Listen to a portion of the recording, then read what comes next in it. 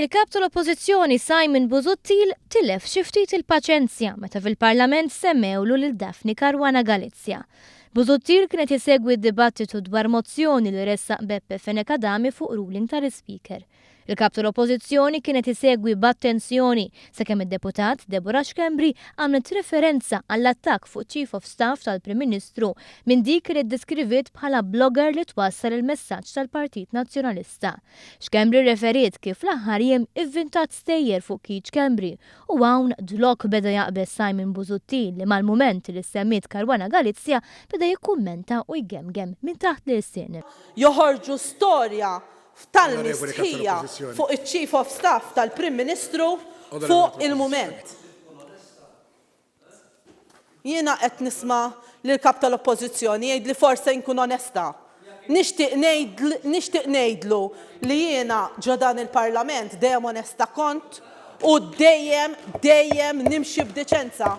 Jgħid li fejn jiena qatt xi darba qed kliem illi huma indeċenti.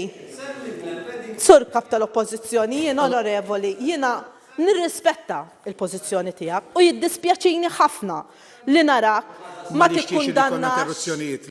Simon Busuttil aġixxa hekk l-għada lill-gazzetta tiegħu il-Mument komplet tibni fuq storja ta' Daphne Caruana Galizia li saħansitra qalet li Chief of Staff tal-Prim Ministru se jmut.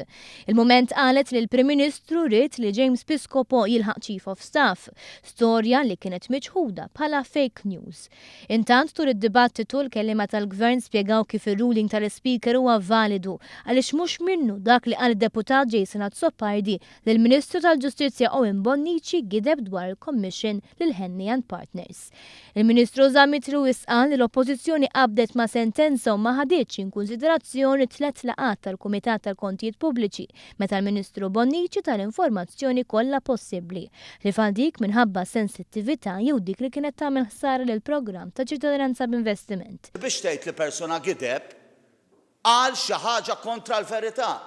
Jekk qal ma nistax niżvela, ma gidibx. Ġifieri ankaw il-mod kaotiku nuqqas ta' kjarezza tal-ħsieb ta' kif jaħseb u ta' kif jesprimi ruħu huwa ċar. Illi daqqa jgħid li ma jistax jiżvela. U daqqa qal li ma qalx il-verità, ġifieri iddeċiedi. Is-Segretarju Parlamentari Justin Caruana wkoll tkellmet dwar kif il-Partit Nazzjonalista jattakka lil min ma jaqbilx miegħu.